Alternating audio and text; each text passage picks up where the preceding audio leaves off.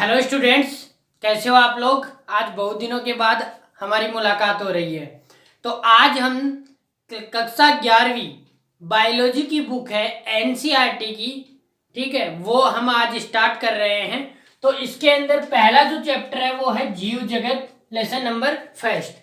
तो इसके अलावा हम थोड़ा पहले जानते हैं जो विज्ञान है वो विज्ञान मेन रूप से 3 पार्ट हो जाते हैं उसके। एक हो जाता है रसायन विज्ञान, एक हो जाता है जीव विज्ञान और एक हो जाता है भौतिक विज्ञान। ठीक है, तो जीव विज्ञान के अंदर जीवों का अध्ययन किया जाता है, रसायन विज्ञान के अंदर रसायनों का अध्ययन किया जाता है जैसे अम्ल, क्षार, ठीक है, और भौतिक विज्ञान के अंदर आपके भौतिकी से संबंधित जैसे गुरुत्वाकर्षण बल, गतिकी, चाल, दूरी, इनका अध्ययन किया जाता है। ठीक है, आज हम स्टार्ट कर रहे हैं कक्षा 11वीं की बायोलॉजी। इन फ्यूचर हम ये रसायन विज्ञान और भौतिक विज्ञान भी स्टार्ट करेंगे। तो पहला हमारा चैप्टर है इसके अंदर जीव जगत। इसके अंदर देखो, सबसे पहले हमें पता होना चाहिए कि इसका पिता कौन है, मतलब इसका पिता किसे कहा जाता है बायोलॉजी का। तो बायोलॉजी का पिता कहा जाता है अरस्तु को। किसे कहा जाता है? अरस्तु को कहा जाता है। ठीक है, अब हम देखते हैं जीव जगत। अब हम स्टार्ट करते हैं लेसन नंबर फर्स्ट, जीव जगत। जीव जगत के अंदर लेसन नंबर फर्स्ट है, ये आपको किसी और राज्य में पढ़ रहे हो उसमें नहीं मिलेगा। एनसीईआरटी की जो बुक है वो हम स्टार्ट कर रहे हैं, उसके अंदर पहला चैप्टर है। अब देखो, जीव जगत, जीव यानी हम इसके अंदर जीवों का अध्ययन करेंगे, जीव जगत। ठीक है, देखो एक चीज क्लियर कर दूं, यहाँ पे हम हिंदी मीडियम में पढ़ाएंगे, तो इस वीडियो को कोई इंग्लिश मीडियम का देख रहा है, हिंदी समझ में आती है तभी देखें। ठीक है, पहला इसके अंदर टॉपिक है जीव क्या है। ठीक है, जीव क्या है, व्हाट इज ऑर्गेनिज्म। तो जीव क्या है? जीव दो प्रकार के होते हैं। पहला होता है सजीव और दूसरा होता है निर्जीव। ये क्या है? जीव दो प्रकार के होते हैं, सजीव और निर्जीव। सजीव मानी जिनके अंदर जीव पाए जाते हैं, जिनके अंदर जीव होता है उनके अंदर कोशिका होती है। ठीक है, उनके अंदर कोशिका होती है, उत्तक होते हैं, वो क्या होते हैं? जीव। निर्जीव जो कोई क्रिया नहीं करते वो क्या होते हैं? निर्जीव। जैसे सजीवों का लक्षण हम देखें तो सजीवों का लक्षण है वो है जनन। जनन के अंदर एक जीव आगे नई संततियों का उत्पन्न करता है, उसे क्या कहते हैं? जनन। जनन के आगे 3 प्रकार होते हैं, लैंगिक जनन, अलैंगिक जनन और कायिक जनन। उसके अलावा सजीवों का और लक्षण क्या है? श्वसन करना। क्या है? श्वसन करना क्या है? सजीवों का एक लक्षण है। उसके अलावा क्या है? स्वचेतना। स्वचेतना मतलब कि अपने आप, जैसे शरीर के अंदर श्वसन ले रहे हैं, पाचन हो रहा है, ये सब क्या है? स्वचेतना। अब एक रोगी व्यक्ति को देखिए, रोगी व्यक्ति के अंदर स्वचेतना अपने आप नहीं होती है, मतलब उसकी क्रियाएं अपने आप नहीं होती है। जैसे हृदय के लिए उसके शरीर पे मशीनें लगाई जाती हैं, उनकी सहायता से वो करता है। ठीक है, इसी की तरह परिसंचरण तंत्र, रक्त परिसंचरण तंत्र, ये क्या है? किसका? सजीवता का भाग है। ठीक है, इसके अलावा उपापचय, मेटाबॉलिज्म। उपापचय क्या होता है? शरीर के अंदर रासायनिक क्रियाओं का होना, क्या कहलाता है? उपापचय। अब यहाँ पे एक आपको जरूर डाउट आया होगा कि वर्दी क्यों नहीं सजीवता का लक्षण है? वर्दी भी तो सजीव मतलब बढ़ना, जनन करना, अपनी प्रगति को बढ़ाना, क्या है? सजीव। तो फिर वर्दी क्यों नहीं है? वर्दी भी तो, सजीवों में भी तो वर्दी होती है, छोटा बच्चा बड़ा होता है। ठीक है, ये क्या है? वर्दी है। लेकिन हम वर्दी को सजीवता का लक्षण नहीं मान सकते, क्योंकि अब देखो एक टीला है मिट्टी का, अब उस पर धूल जम रही है, तो क्या होगा? ये एक दिन बड़ा टीला बन जाएगा। तो क्या इसमें भी क्या हुई? वर्दी हुई। तो वर्दी क्या हो गया? निर्जीव का भी लक्षण हो गया और सजीव का, तो इसे हम सजीवता का लक्षण नहीं मानते हैं। अब देखो यहाँ पे एक लक्षण हो रहा है जनन। जनन क्या है? जनन अपनी समान दूसरे संततियों को उत्पन्न करना जनन कहलाता है। जनन में भी है जैसे अपवाद, अनुवर, मानव युगल, खच्चर, ये क्या? जनन नहीं कर सकते। तो ये कुछ इसके अपवाद हैं। इसके अलावा अब अगला टॉपिक आता है इसके अंदर, जीव विविधता। जीव विविधता क्या है? जीव जगत में विविधता, जीव जगत में विविधता, जीव जगत में विविधता। देखो इसमें पहला एक टॉपिक आता है जीव विविधता, सॉरी जैव विविधता। जैव विविधता क्या होता है कि किसी एक पर्टिकुलर किसी क्षेत्र के अंदर, किसी विशेष क्षेत्र के अंदर बहुत सारी जातियों का पाया जाना क्या कहलाता है, जैव विविधता। विविधता मतलब अनेक अनेक जातियों का। जैसे कि हम अपने जहां भी आप रहते हो, सिटी, शहर, गांव, तो एक गांव का उदाहरण लेते हैं। गांव के अंदर मनुष्य भी रहते हैं, अनेक प्रकार के पेड़ पौधे भी पाए जाते हैं, उसके अंदर गाय, भैंस, बकरी, इस तरह की बहुत सारे प्रजातियां पाई जाती हैं, जैसे कबूतर, चिड़िया। तो ये क्या हो गई, जैव विविधता। ठीक है, ये हो गई जैव विविधता। अब जैव विविधता को पहचानने के लिए अब देखो हम क्या करते हैं, अपने विशेष क्षेत्र में अपनी जो जीव हैं उनका विशेष नाम रख लेते हैं। उसे क्या अपना देखो कई इंग्लिश, जो कुत्ता है उसको कई डॉग कहते हैं, कई कुत्ता कहते हैं, या कई लोग कुछ अपने अपने इलाके के नाम से उसको पहचानते हैं। अब इसके दो नाम हो गए विशेष, कुत्ता और डॉग। अब वैज्ञानिक अमेरिका में जो वैज्ञानिक हैं, या अमेरिका में जो संस्था है, या ब्रिटेन में जो संस्था है, रूस में जो संस्था है, अब वो तो नहीं जानते ना कि डॉग क्या है, कुत्ता क्या है। ये तो हम लोग जानते हैं। जैसे दक्षिण भारत में कुत्ते को क्या पता और कुछ कहते होंगे। ठीक है, तो ये हम नहीं जानते। तो इसलिए वैज्ञानिकों ने एक पद्धति विकसित की जिसे कहते हैं नाम पद्धति। नाम पद्धति, इसमें वैज्ञानिक का एक नाम दिया गया जिसे कहते हैं नाम पद्धति। फिर इसके द्वारा पहचाना जाता है जीवों को, उसे कहते हैं पहचान नाम। अब इसके बाद में आती है नेक्स्ट टॉपिक आपका द्विनाम पद्धति। द्विनाम पद्धति, अब द्विनाम पद्धति क्या होती है, इसी का भाग है नाम पद्धति का ही वैज्ञानिक नाम देने की। ये जो पद्धति है ये दी थी कैरोलस लिनियस ने। किसने दी थी, कैरोलस लिनियस ने। कैरोलस लिनियस एक साइंटिस्ट है, उन्होंने दी थी। इन्होंने क्या कहा था कि हम कोई भी वैज्ञानिक नाम है उसके अंदर दो नाम रखेंगे। जो पहला नाम होगा वो होगा उसके वंश का, दूसरा जो नाम होगा वो होगा उसकी जाति का। ठीक है, और लास्ट में हम उसके वैज्ञानिक का नाम रख देंगे। जैसे उदाहरण के लिए हम यहाँ पे रखते हैं मैजीफेरा इंडिका। मैजीफेरा इंडिका ये किसका नाम है, आम का वैज्ञानिक नाम है। तो मैजीफेरा इंडिका के अंदर वंश कौन हो गया, मैजीफेरा, और जाति क्या हो गई, इंडिका। ठीक है, और इसके आगे लीन लगा देंगे क्योंकि ये जो नाम है किसने दिया था, कैरोलस लिनियस ने, तो लीन लगा देंगे। ये हो गया आपका आम का वैज्ञानिक नाम। इसी तरह हम आलू का देख लेंगे, क्या होता है, सोलेनम ट्यूब्रियोसोम।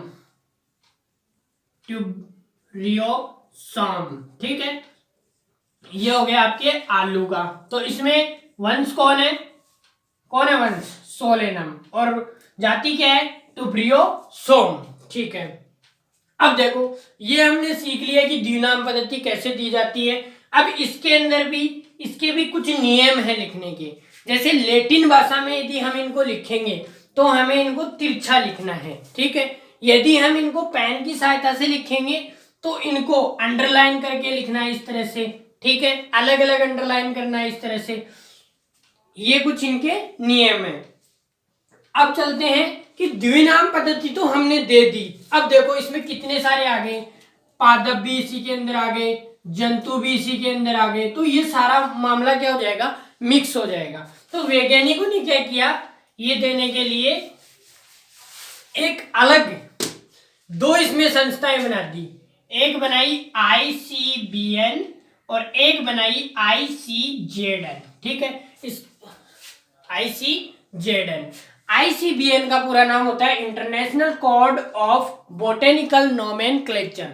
इसका पूरा नाम होता है international code of zoological nomenclature. ये थी, देखो नाम से स्पष्ट हो रहा है, बोटेनिकल यानी बोटनी यानी पादप विज्ञान। तो ये जो संस्था थी वो थी पादपों से संबंधित, और ये संस्था जेड यानी जूलॉजी।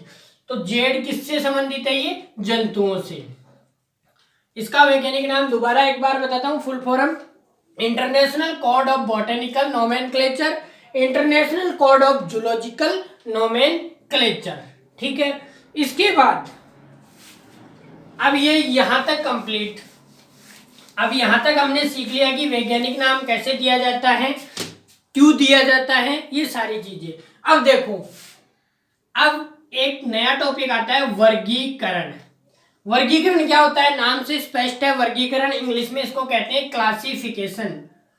क्लासिफिकेशन, ठीक है।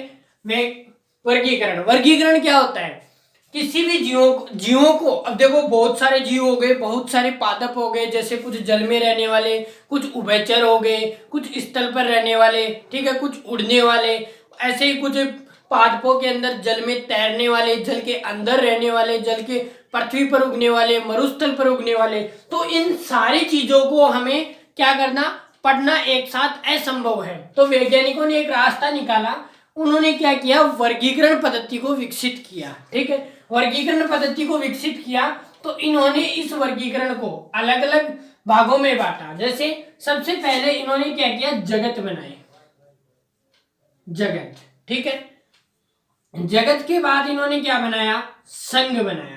ठीक है, संघ बनाने के बाद इसके अंदर आपका बनाया वर्ग, वर्ग बनाने के बाद इसके अंदर आप इसका बनाया गण, गण बनाने के बाद इन्होंने बनाया कुल, कुल बनाने के बाद इन्होंने बनाया वंश, और फिर इन्होंने बनाया जाति। अब हम इनका एक एक का देखेंगे कि ये सारी चीजें होती है क्या। तो अब देखो, हम इसके अंदर पढ़ेंगे सबसे पहले जगत। जगत को इंग्लिश में कहते हैं किंगडम। ठीक है, अब देखो वैज्ञानिकों ने अनेक बार अलग अलग प्रयास किए। पहले 2 किंगडम सिस्टम आया, फिर 3 किंगडम सिस्टम आया। इन पे हम विचार नहीं करेंगे, हम डायरेक्ट विचार करेंगे कि जगत होता क्या है। आगे फिर हम इनका एक एक का अध्ययन करेंगे। देखो बेसिकली जगत होते हैं 5। अभी जो पद्धति चल रही है 5 जगत पद्धति, वो दी थी RH वही टेकर ने दी थी, वही टेकर ने दी थी। RH वही टेकर के द्वारा दी गई थी, जो हम डिटेल में नेक्स्ट चैप्टर के अंदर पढ़ेंगे। मोनेरा, प्रोटिस्टा, फंजाई, कवक और एनिमेलिया।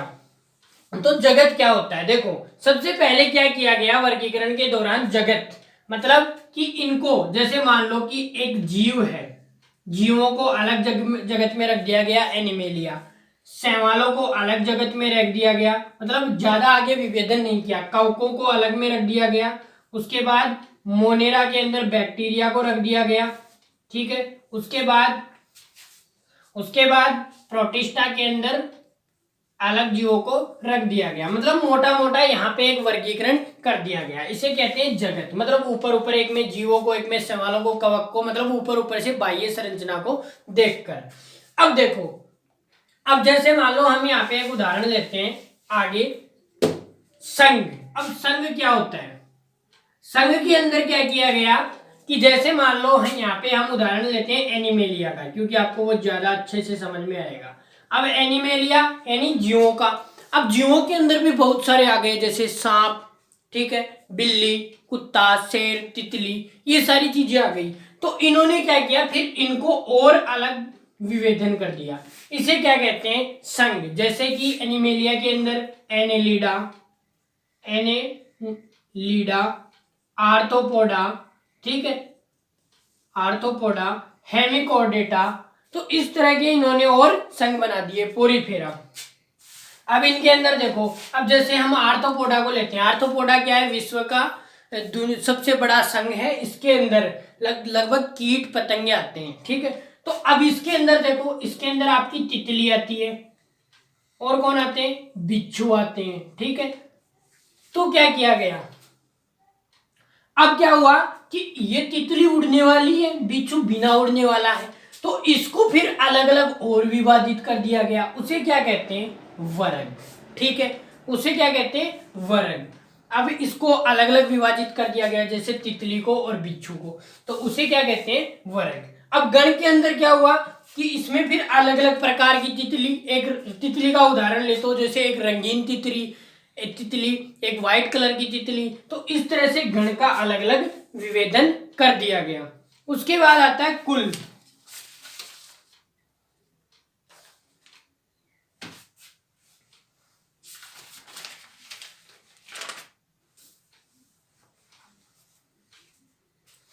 अब देखो कुल, कुल के अंदर क्या किया गया, जिनकी समानताएं क्या हैं, एक जैसी हैं, जैसे कि चित्ता, शेर, ठीक है, इनकी क्या है, समानताएं एक जैसी है। उसके बाद आया वंश। अब वंश के अंदर देखो चित्ता, चित्ता का एक वंश ले लिया गया, उसका क्या, कौन सा वंश होता है, फेलिडी। कौन सा होता है, फेलिडी।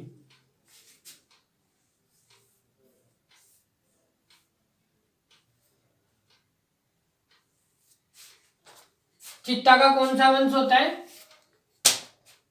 पैंथरा वंश। पैंथरा वंश के अंदर इन सभी को ले लिया गया, ठीक है। उसके बाद आती है जाति। अब जाति के अंदर विशेष आ गए, जैसे कि बिल्ली प्रजाति हो गई, चित्ता प्रजाति हो गई, शेर प्रजाति हो गई। तो इस तरह से इन जीवों का क्या किया गया, वर्गीकरण।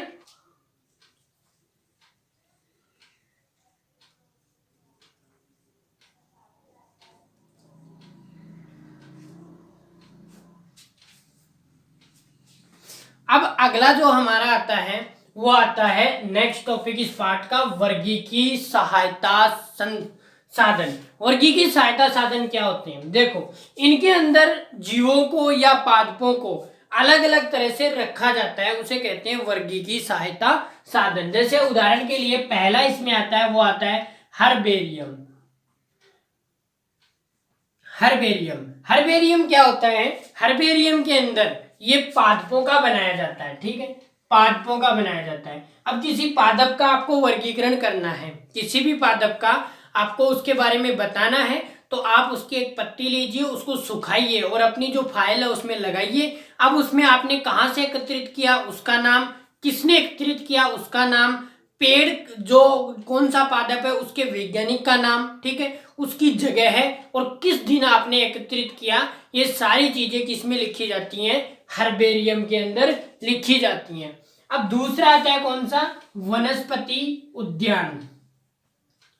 वनस्पति उद्यान ये वह क्षेत्र होता है जहां पर जंतुओं को रखा जाता है, जंतुओं को उनके प्राकृतिक आवास में रखा जाता है, ये क्या होता है, वनस्पति उद्यान। जैसे बोटेनिकल गार्डन कहाँ है, क्यू, इंग्लैंड के अंदर। नेशनल बोटेनिकल गार्डन कहाँ पे है, नेशनल बोटेनिकल गार्डन कहाँ पे है, भारत, हावड़ा के अंदर, ठीक है। नेशनल इंडियन बोटेनिकल गार्डन कहाँ है, लखनऊ के अंदर, ठीक है। ये तीन है। अब उसके बाद आता है चिड़ियाघर। चिड़ियाघर क्या होता है, जू जिसको अंग्रेजी में कहते हैं। चिड़ियाघर क्या होता है, चिड़ियाघर के अंदर जो जीव हैं उनको प्राकृतिक आवास में नहीं रखा जाता, लेकिन उनको प्राकृतिक देखो इसमें और इसमें अंतर क्या है, इसमें जीवों को सिर्फ प्राकृतिक आवास में रखा जाता है, मतलब जो जंगल है उसके अंदर उनको बाउंड्री दे दी जाती है और वहीं पे किसी भी प्रकार की बाहरी जीवों को, मतलब बाहरी मनुष्यों को या बाहरी किसी गाड़ी वाहन को निकालने नहीं दिया जाता उसके अंदर से। और जो चिड़ियाघर होता है उस चिड़ियाघर के अंदर बाहर से जीवों को लाया जाता है और वहां पे प्राकृतिक आवास उनको प्रोवाइड करवाया जाता है, इसे कहते हैं चिड़ियाघर, ठीक है। अब चिड़ियाघर के बाद आता है संग्रहालय। संग्रहालय क्या होता है, संग्रहालय के अंदर जैसे ये कॉलेजों, स्कूल या किसी बड़ी जगह पर होता है। इसमें क्या होता है कि बड़े बड़े जीवों के जो कंकाल हैं या पेड़ों के उनके डायग्राम बना के वो लगा दिए जाते हैं। या ये संग्रहालय जैसे इतिहास के अंदर भी होते हैं, कोई किले वगैरह देखने जाओ तो वहां पे उस किले में क्या क्या मुख्य चीजें हैं, कौन कौन से धातु के बने हुए वो रख दिए जाते हैं। मतलब संग्रहालय के अंदर आपको किसी जीव का कंकाल या पेड़ का फोटो चित्र मिल सकता है, ठीक है। अब तो अभी हमारा लास्ट टॉपिक है इस पार्ट का, कुंजी या चाबी। देखो कुंजी या चाबी क्या होती है, इसके अंदर तीन पुस्तकें आती हैं, मैनुअल, फ्लोरा और मोनोग्राफ। मैनुअल क्या होती है, इसके अंदर हाथ से लिखी हुई होती है पूरी डिटेल। फ्लोरा के अंदर किसी विशेष क्षेत्र में, जैसे किसी विशेष क्षेत्र में पाई जाने वाली प्रजाति की, जैसे कि मान लो आपका सहतूत, अब सहतूत कहाँ पाया जाता है, कैसा आवास होता है उसकी, वो इसमें पूरी जानकारी होती है। अब होता है मोनोग्राफ। मोनोग्राफ के अंदर एक टैक्सोन की पूरी जानकारी होती है, एक टैक्सोन। टैक्सोन मतलब टैक्सा। टैक्सा क्या होता है, टैक्सा होता है कि आप जैसे कि गेहूं का पौधा क्या है, एक टैक्सा है, मतलब एक जाति क्या होती है, टैक्सा होती है। इसी के साथ ये चैप्टर जो आपका था बायोलॉजी का फर्स्ट चैप्टर वो कंप्लीट होता है। अब यदि आपको इस चैप्टर में किसी भी प्रकार का कोई डाउट हो तो वो आप कमेंट पे पूछ सकते हो। मिलते हैं हम नेक्स्ट वीडियो के अंदर, तब तक के लिए जय हिंद।